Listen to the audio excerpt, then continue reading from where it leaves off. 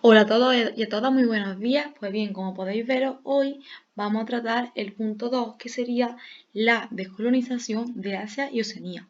Y por fin vamos a conocer a este señor de aquí, que fue Mahatma Gandhi, uno de los líderes de la independencia de la India. Pues bien, cuando hablamos de la descolonización de Asia y Oceanía, es una cuestión muy compleja. Nosotros nos vamos a centrar en tres áreas fundamentales. La primera de ellas, ¿no?, es la que vemos en rojo, que son las antiguas colonias británicas. A continuación veremos la zona azul, que es el antiguo imperio francés, y por último la zona que tenemos aquí en este círculo naranja, que sería el antiguo imperio holandés. Como podéis ver, ¿no?, el antiguo imperio británico va a dar lugar a 4 países: a la India, a Pakistán, a Birmania y a Bangladesh, que es el número 8, este que vemos aquí. Por su parte, la Indochina francesa va a dar lugar también a 3 estados: a Vietnam, a Laos y a Camboya. Mientras que la Indonesia holandesa va a dar cuando se consiga independizarse, va a dar lugar, ¿no?, a un país que va a conservar su nombre, que va a seguir siendo Indonesia, como continúa siendo a día de hoy. Pues bien, vamos a empezar con la descolonización de la India, que era una colonia británica. Tenemos que tener en cuenta, antes de empezar, algo muy importante. En época colonial, cuando hablamos de la India, no solamente nos hablamos de este país de aquí, de esta zona de aquí, de la península de Indostán, sino que en época colonial, cuando hablamos de la India, nos referimos a todo este territorio que vemos en verde y en rosa, a todo el territorio coloreado. Pues bien, los habitantes del Reino Unido llegaron, los primeros colonos británicos llegaron a todo este territorio en el siglo XIX y le llamaron la India. ¿Por qué llegaron a este territorio? Pues mira, porque en esta época había enormes riquezas en toda esta zona, pues como que, pues como el té, las especias como el curry y sobre todo el más valioso, el algodón, que fue empleado para la industria textil en la revolución industrial, que ya sabéis que estalló en Inglaterra en el siglo XIX. ¿Qué casualidad? No lo creo. Pues bien, ¿qué van a hacer los británicos? Pues los británicos van a explotar los recursos, a la vez que también explotaban, por supuesto, a la población autóctona, sin ningún tipo, ¿no?, de mira. Y además van a aculturar a la población, es decir, que van a imponer la cultura británica por encima de la cultura nativa. Aquí vemos, ¿no?, una de las imágenes como los británicos imponen su bandera, la Union Jack, en un paisaje claramente indio, ¿no? Podemos ver aquí algunas personas con las vestimentas propias de este país, y aquí vemos, ¿no?, cómo los colonos usaban a los nativos como mayordomos y sirvientes. Pues bien, aquí tenemos un conflicto, perdón, una línea del tiempo que nos habla de las principales independencias.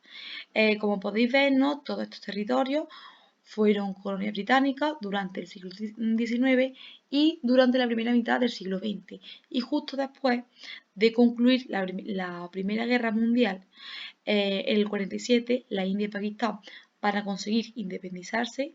Poco después lo hará Birmania y Bangladesh se va a independizar de Pakistán ya en los años 70. Pues bien, vamos a ver qué es lo que ocurre para que esta colonia británica, la India, que en el siglo XIX era conocida como la joya de la corona, consiga independizarse de los británicos.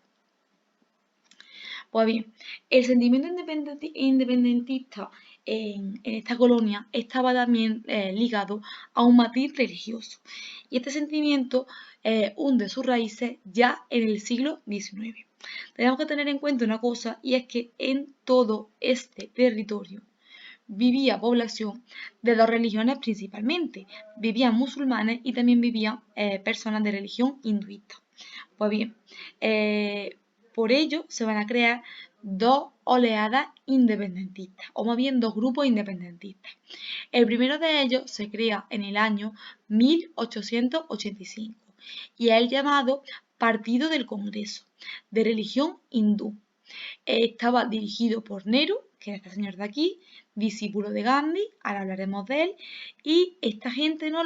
Los miembros del partido del Congreso, pues defendían una resistencia pacífica al dominio británico y la creación de un único Estado, es decir, que toda esta colonia fuese un solo Estado y no se fragmentase.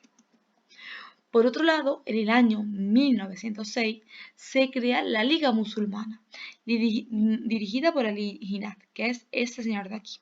Y este grupo de personas, ¿qué es lo que defendían? Pues defendían la partición de la colonia de la India para poder crear un Estado musulmán. Pues bien, entonces, ¿qué es lo que vamos a conseguir? Pues vamos a conseguir que en el año 1947 se creen dos estados. Se cree la India, ¿vale? Con la mayor parte, o sea, perdón, la India, que era el territorio de la religión hindú, y se cree Pakistán, que va a ser el territorio de la religión musulmana. La India va a ser un país con un sistema democrático, sin embargo, con grandes desigualdades entre ricos y pobres. Sin embargo, en Pakistán se va a dividir en dos partes, Pakistán Oriental y Pakistán Occidental.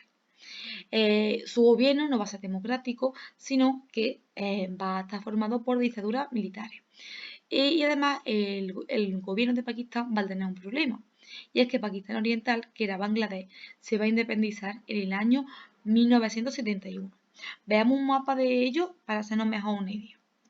Mirad, hemos dicho, ¿no? Que al principio de la presentación que toda la antigua colonia de la India era todo esto que habíamos coloreado, ¿vale? De varios colores, y aquí vivían personas de religión hindú y personas de religión musulmana. Pues bien, ¿qué es lo que ocurre? Que cuando se crea Pakistán, en el año 1948, que es esto que vemos aquí en amarillo, todas las personas musulmanas que vivían en la India, en toda la antigua colonia, debían irse a vivir a Pakistán Occidental o bien a Pakistán Oriental, que era Bangladesh. Con lo cual, las personas que vivían, imaginaos, una persona, por ejemplo, musulmana que vivía aquí en Nueva Delhi, a partir del año 1947, si quería seguir siendo musulmana, debía irse a Pakistán Occidental o a Pakistán Oriental. Pero si seguía viviendo en Nueva Delhi, tenía que cambiarse a la religión hindú.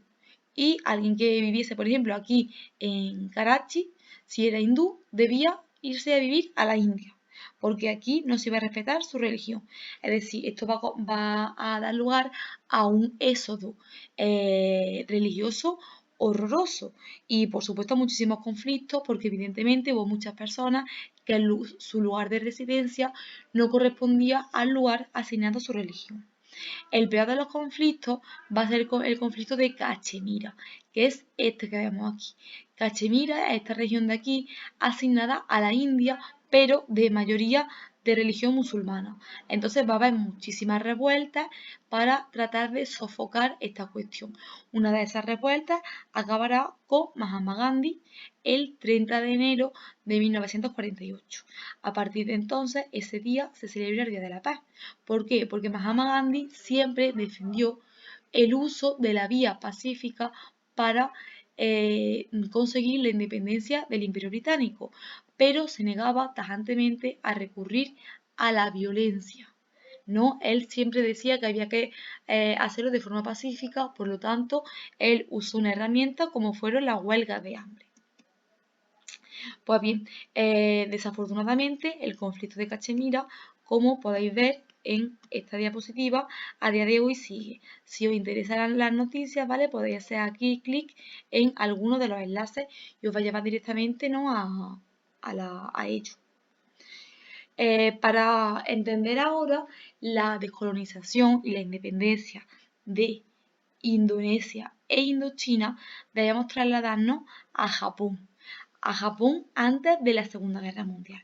Pues bien, antes de la Segunda Guerra Mundial, Japón y durante la Segunda Guerra Mundial, ¿vale? Va a expandirse en el Pacífico, va a conquistar Corea, también va a conquistar Indochina y también va a conquistar Indonesia, que era una colonia holandesa. Pues bien, cuando concluye la Segunda Guerra Mundial y el bando del eje, que era el bando en el que participó Japón, pierda, la descolonización de esta área va a ser mucho más sencilla. Pues bien, como podéis ver, ¿no? Tanto en Indochina como en Indonesia el esquema es el mismo. Podemos vernos como desde el siglo XIX hasta el inicio de la Segunda Guerra Mundial, ambas formaron parte de sus respectivos imperios coloniales. Durante el conflicto bélico fueron ocupadas por Japón y tras la Segunda Guerra Mundial ambas se van a enfrentar con su metrópoli, con los Países Bajos y con Francia respectivamente, hasta conseguir en mayor o menor medida la independencia. Pues bien, veamos ahora de forma pormenorizada cada uno de los casos. Aquí tenemos el caso de Indochina. Pues bien, Indochina, ¿no? Hemos dicho que fue ocupada por los japoneses y esta ocupación japonesa va a aumentar el sentimiento independentista que fue creado e impulsado por este señor de aquí, que es Ho Chi Minh. ¿Vale? Ho Chi Minh en el año 1946 proclama la independencia de Indochina. Francia no lo reconoce y por supuesto estalla esta guerra que, como podéis ver, duró 8 años. Ho Chi Minh era el líder de Viet Minh, que era la Liga para la Independencia de Vietnam, cuya ideología era de carácter comunista. Así que, como podéis ver, no contaron con el apoyo de Estados Unidos, como sí que lo recibieron los franceses, que querían no permanecer con su dominio en Indochina. Sin embargo, como los franceses recibieron ayuda de los americanos, los vietnamitas van a recibir ayuda de China. Finalmente, la guerra de Indochina termina con la victoria de Dien Bien Phu y consiguen acabar con los franceses y con el colonialismo. Se establece una división provisional entre el norte, comunista, y el sur, una dictadura, afín a Estados Unidos. Como el país no consiguió reunificarse, estalló una terrible guerra que fue la guerra de Vietnam, que concluyó en el 73 y que ya vimos nosotros en el tema anterior. En el caso de Indonesia ocurre lo siguiente. Tenemos, ¿no?, que desde el siglo XIX formaba parte del imperio colonial holandés, volvió a ser ocupada por los japoneses, al igual que Indochina, durante la Segunda Guerra Mundial, y a partir del año 1946, Sukarno, un líder independentista holandés, declara la independencia de Indonesia. Los Países Bajos, por supuesto, no están de acuerdo con ello y entonces se enfrentan en un conflicto bélico de una envergadura pequeña. Finalmente, en el año 1949, en la Conferencia de La Haya, los Países Bajos reconocen la independencia de Indonesia y consiguen formar una república totalmente independiente, consiguen no ser libres. Esa república va a durar muchísimos años, hasta el año 1966, y va a estar gobernada por Sukarno, que era el líder de la independencia holandesa. Sin embargo, en el año 1966, este señor de aquí, Suharto, implanta una dictadura militar que, como podéis ver, va a durar 22 años, casi nada. Bien, pues deberes para el próximo día. En primer lugar, el resumen de este punto. Después tenemos que buscar información sobre estos personajes, ¿no? Quiénes fueron. Todos estos se han nombrado en la presentación. Después tenéis que investigar sobre lo siguiente. Tenéis que decirme si siguen existiendo colonias en Asia. En el caso positivo, decirme cuáles son. Y después tenéis que buscar información sobre esta mujer, cuyo nombre no pienso pronunciar porque creo que es impronunciable, ¿vale? Indicar qué relación guarda con algunos de estos personajes, ¿no? Y tenéis que escribir sobre ella una pequeña biografía. Pues bien, hasta aquí la clase de hoy. Por favor, cualquier tipo de duda me lo comentáis en el post de los deberes. Que tengáis un buen día.